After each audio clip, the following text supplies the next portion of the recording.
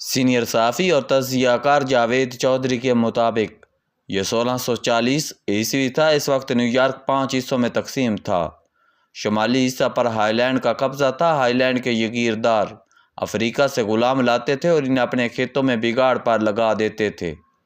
اس وقت شمالی new York کے ارد گرد جنگل تھے۔ یہ غلام بعض اوقات پہرے داروں کی غفلت کا فائدہ اٹھاتے اور کھیتوں سے بھاگ کر جنگلوں میں چھپ جاتے۔ یہ ایک مسئلہ تھا۔ ہائی لینڈ کے جگیرداروں کا دوسرا مسئلہ اس سے بھی گمبھیر تھا۔ اس دور میں انگلینڈ سے فوج آئی اور اس نے ہائی لینڈ کے قابضین سے لڑنا شروع کر دیا۔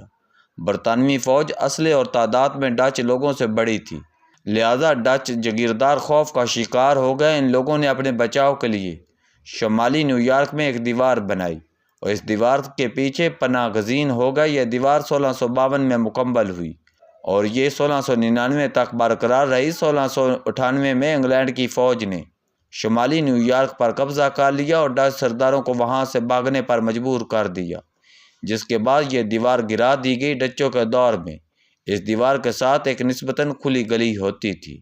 لوگ اس گلی کو وال سٹریٹ کہتے تھے۔ یہ دیوار 1699 میں ختم ہو گئی، لیکن وال سٹریٹ آج تک قائم ہے۔ وال سٹریٹ آج دنیا کی سب سے بڑی اسٹاک ایکسچینج مارکیٹ ہے۔ 19ویں صدی کے شروع میں جب نیو یارک میں بلند عمارتوں کی تعمیر شروع ہوئی تو دنیا کی تمام بڑی کمپنیوں نے آسمان کو ہاتھ لگانے کے لیے اسی جگہ کا انتخاب کیا تھا۔ یہ جگہ اس وقت دنیا کا معاشی دارالحکومت بھی کہلاتی ہے۔ اس وقت وال سٹریٹ میں دنیا کی تمام بڑی کمپنیوں اور تمام بڑے سرمایہ کاروں کے دفاتر موجود ہیں۔ کہا جاتا ہے دنیا میں سرمایہ کا سورج روزانہ وال سٹریٹ سے طلوع ہوتا ہے اور جس دن یہ سورج طلوع نہیں ہوگا اس دن دنیا دیوالیہ ہو جائے گی۔ اس وقت وال سٹریٹ میں امریکی، کینیڈین، یورپی، ایشیائی، لاطینی امریکہ اور مڈل ایسٹ اور افریقہ کی کمپنیاں رجسٹر ہیں۔ وال سٹریٹ میں اس وقت دنیا کے کئی ٹریلین ڈالر دفن ہیں۔ آپ کو شاید یہ جان کر حیرت ہو، اس وقت دنیا کی کل دولت 2% حصہ اس وقت وال سٹریٹ میں ہے، جبکہ باقی 1% سے دنیا اپنا کاروبار حیات چلا رہی ہے۔ ہم اگر وال سٹریٹ کی کمپنی اور ان کمپنیوں کے ساتھ وابستہ لوگوں کا جائزہ لیں تو یہ دنیا کے امیر اور خوشحال ترین لوگ ہیں۔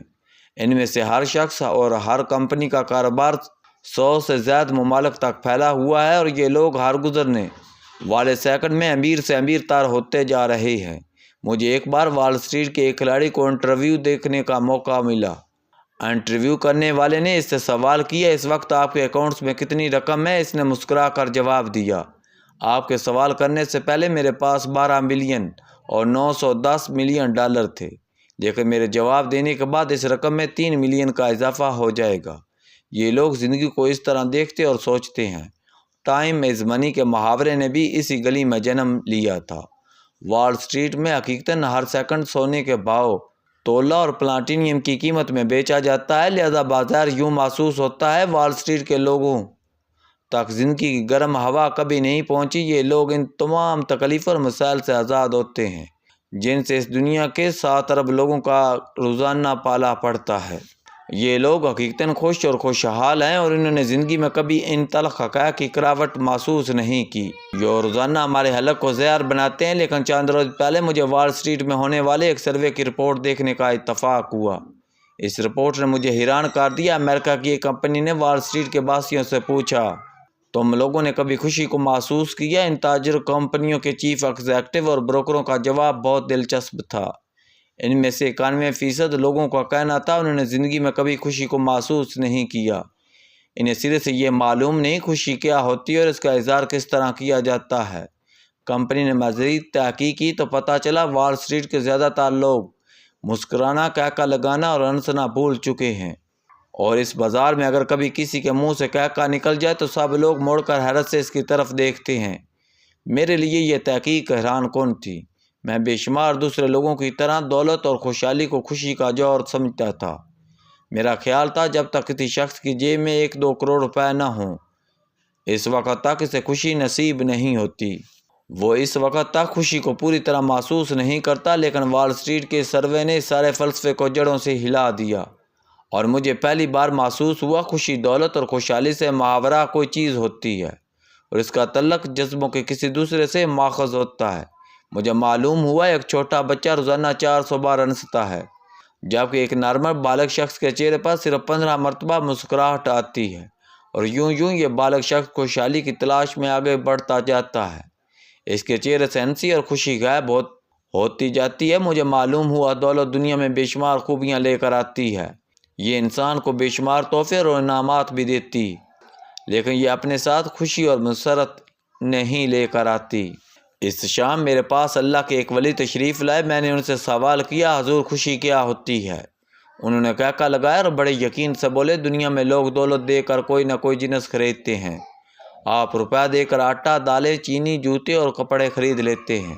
ہم اس خرید و فروخت کو کاروبار کہتے ہیں۔ انسان جب جنس کے بدلے روپیہ اور روپیہ کے بدلے جنس لیتا ہے تو اسے خوشی حاصل نہیں ہوتی۔ خوشی صرف اس خرید و فروخت میں حاصل ہوتی ہے جس میں آپ روپیہ ادا کرتے ہیں، لیکن آپ اس کے بدلے میں کوئی جنس نہیں لیتے، آپ کو اس کے عوض کوئی چیز نہیں ملتی۔ میں نے پوچھا، مثلاً وہ مسکرائے، مثلاً آپ کسی ضرورت مند طالب علم کی فیس ادا کر دیتے ہیں، کسی مریض کا علاج کرا دیتے ہیں، یا آپ کسی یتیم کو جوتا خرید دیتے ہیں۔ ان کا فرمانا تھا، خوشی صرف خوش نصیب لوگوں کو ملتی ہے، اور خوش نصیب وہ ہوتے ہیں جو اپنے نصیب پر خوش ہوتے ہیں، جو اللہ کی رضا کو اپنا مقدر بنا لیتے ہیں۔ مجھے ان کی بات اچھی لگی، لیکن ساتھ ہی میں نے سوچا، مگر بچوں کو تو نصیب کا علم ہوتا ہے اور نہ ہی خوشی کا، وہ پھر روزانہ 400 بار کیوں مسکراتے ہیں؟ مجھے محسوس ہوا خوشی کے لیے معصوم ہونا بھی ضروری ہے، اور ہم زندگی میں جس قدر آگے بڑھتے ہیں ہم اتنی ہی معصومیت سے دور ہوتے جاتے ہیں۔ ہم یوں چلاک، ہوشیار اور سمجھدار ہوتے جاتے ہیں، ہم خوشی سے دور ہوتے جاتے ہیں، ہم مسرت سے خالی ہوتے جاتے ہیں۔ مجھے محسوس ہوا خوشی کے لیے توکل اور معصومیت دونوں ضروری ہوتی ہیں، اور قدرت سرمایہ دار کو سرمایہ دے کر یہ دونوں انعام چھین لیتا ہے۔ وہ اسے چلاک اور پریکٹیکل بنا دیتی ہے، اور پریکٹیکل اور چلاک لوگ کبھی خوش نہیں رہ سکتے، وہ کبھی وجود کی جڑوں تک خوش نہیں ہو سکتے۔